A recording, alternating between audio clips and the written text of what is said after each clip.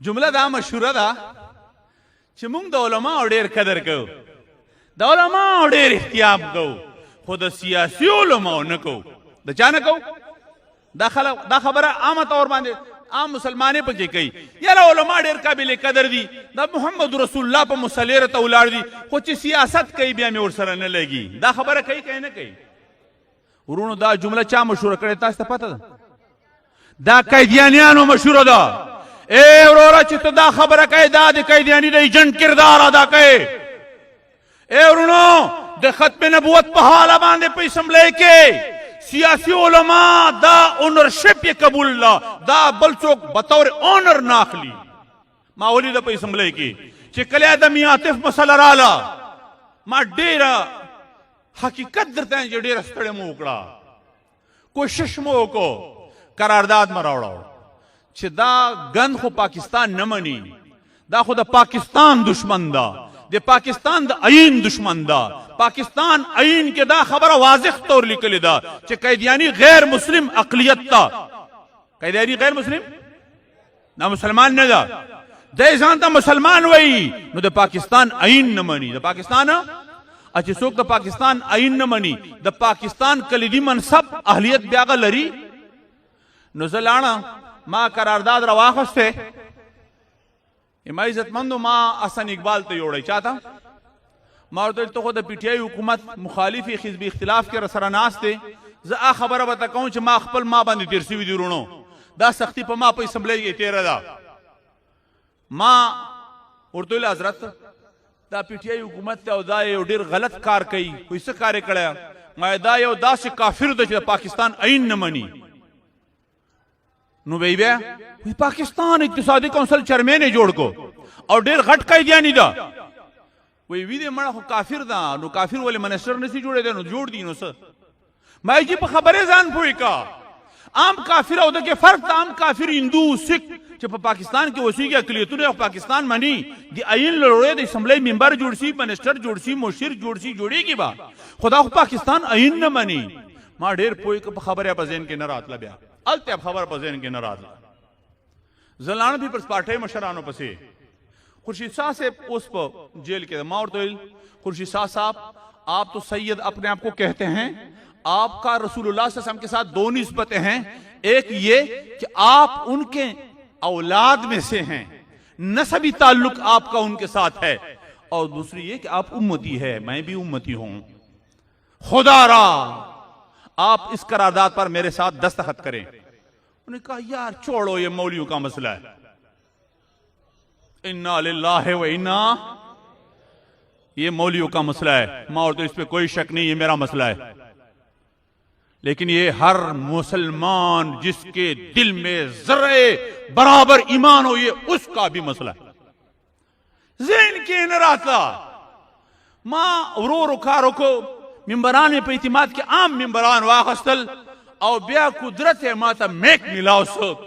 او اللہ پاک پا خبری کی برکتا شئی او دا ختم نبوت مسئلہ خو دا برکت مسئلہ نو زد آزان دا پارا دا اللہ فضل گنم چھے آغا باندے ما یو 10 منٹ تقریر کو اگر 10 منٹ تقریر کی خدای دا سے برکت واچاو چھے دا اسمبلی ٹولے ما پا طرف باندے سوا او اللہ پاک دے ما آغا خبری کی وزن پیدا کر نو دے ٹولی اسمبلی دے دے قیدیانی مردود ملعون خلاف زما ملگرتیا وکڑا اللہ فضل کو او دے اگمل اون لار مونیولا او لاغے کرسے نمالان دے رو گردہ ہوئی ما عزت مند ما عزت مندو ارونو زکا قیدیانان وئی چھے سیاسی ملا زنمانم زکم ملائم سیاسی ملائم اپا دے فخر کم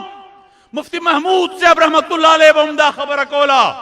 چھے ماں چھے خدایا دا پا ما باندے سے چلو سو چھے دے بخاری نا دے پاسولم ترمیزی نا دے پاسولم دا دے گن زنانو میست دے راوستم کوم مقصد پارمانه څه خطا سوې ده وایي زه اول په دې حکمت نه پوهېدم خو چې کله د ختم نبوت مسله پیش شوه او سن 1974 کې تحریک چلېده او ما نه په اسمبلی کې د محمد رسول الله د ختم نبوت وکالت وکړو او دا جنګ مې وګټلی دا هلته مې د الله شکر ادا کړ چې الحمدلله شکر ده چې یو سیاسي ملا تا اسمبلی ته راواستوئ ما نو په اسمبلی کې یاد وساته دا لیبرل اسمبلی چې دا ځان ته سیکولر وایي چې دا خپل ځان دپاره مذهب کارت استعمال ناجایز ګڼي دا ټول په ختم نبوت چا ماده کړي دي سیاسی مولا چا سیاسی مولا د سیاسی مولا دا کردار دا چې میاں عاطف اسمبلی نه وشاړه د سیاسی مولا دا کردار دا چې نن د پاکستان عین ښکلا ختم نبوت مسله ده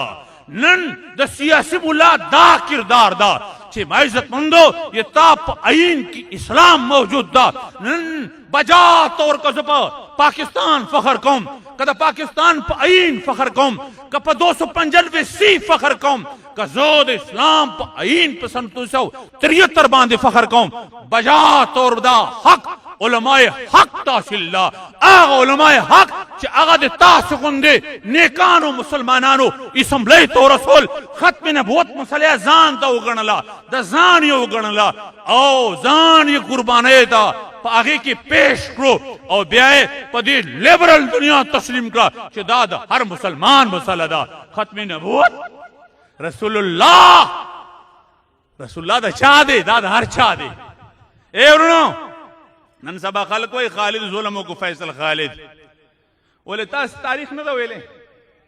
خالد ابن ولید رضی الله تعالی عنہ تا یو کافر سپیرو دومره ټکیو کو خبره مجلس کا په مجلس کې ورته صاحب حکم سه ورته صاحب حکم خالد ابن ولید ورته صاحب حکم نه څه مراد ده و استاسو محمد چې تاسو صاحب ده خالد ابن ولید ورته ها محمد رسول الله زمون صاحب دا اخو دا ټول عالم صاحب دا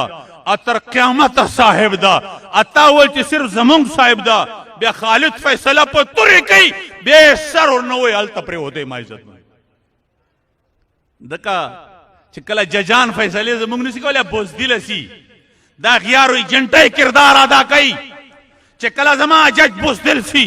د پاکستان مفادات خوري د عین د تخفص قسم یې اوچت کړی خو بیا رایسي په عین باندې خپې ولګئ بیا د دغ جج زما په نظر کې هیڅ حیثیت نستا یہ دغ بیروکریٹ زما په نظر کې هیڅ حیثیت نستا یہ دغ منسٹر زما په نظر کې هیڅ حیثیت نستا یہ دغ وزیر اعظم یہ دغ جرنیل د هیڅ چا زما په نظر کې حیثیت نستا چې چا په نظر کې د محمد رسول الله حیثیت نه چې د چا په نظر کې د محمد رسول الله د ختم نبوت د عینی دفعه حیثیت نه چې د چا په نظر کې د 295 د توهین رسالت د قانون حیثیت نه دا خلکو زمونږ په نظر کې د هیڅ حیثیت نه دي یاد وساتئ دا د پاکستان غداران دي دا پاکستان سره وفادار نه دي دا د واشنگټن ایجنټان دي دا د صهیوني لابي ایجنټان دي دا د قیدیانانو ایجنټان دي مونږ بیا ټول عمر مقابله کوو ان شاء الله العزیز او چې څوک ګستاخ رسول ته سزا نه ورکوي ان شاء الله العزیز بیا به مونږ